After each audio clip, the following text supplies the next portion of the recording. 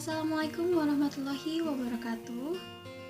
Perkenalkan, nama saya Nelida Ningsih dari jurusan Keperawatan Gigi Poltekkes Kemenkes Tasikmalaya. Di sini saya akan membahas mengenai pencegahan penularan coronavirus pada tenaga kesehatan. Hingga saat ini, berita mengenai virus corona masih hangat untuk diperbincangkan. Dikutip dari salah satu web di internet, menginformasikan bahwa sampai saat ini di Indonesia sudah 3.000 lebih orang-orang yang positif terkena virus COVID-19.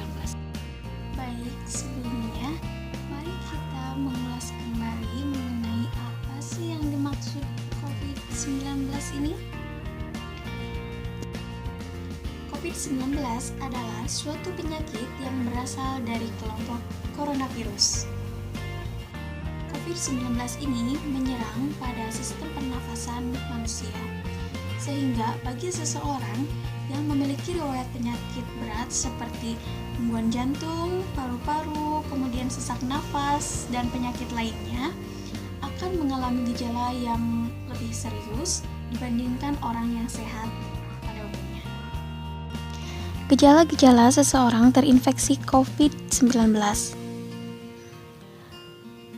Biasanya, seseorang akan mengalami demam lebih dari 37 derajat Celcius selama beberapa hari, disertai batuk kering, nyeri tenggorokan, kesulitan bernafas, bersin atau flu, kemudian gejala lain seperti mudah lelah, nyeri otot, dan yang lain-lainnya.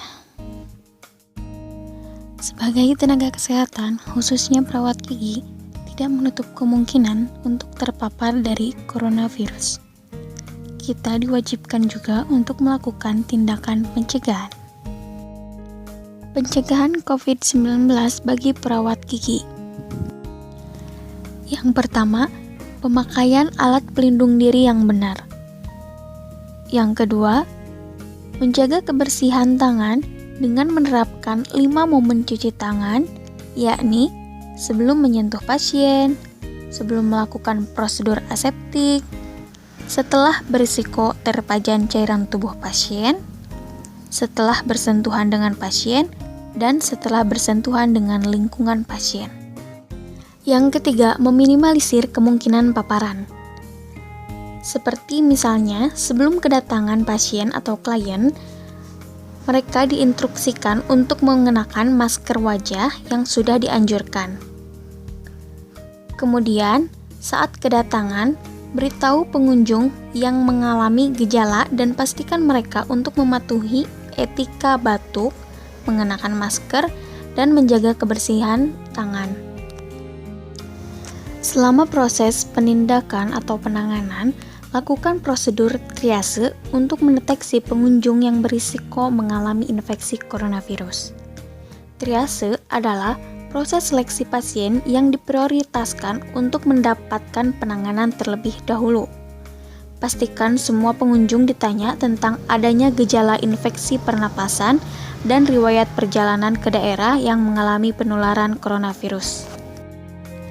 Yang keempat, perawat gigi harus menghindari menyentuh mata, hidung, dan mulut saat proses penindakan berlangsung.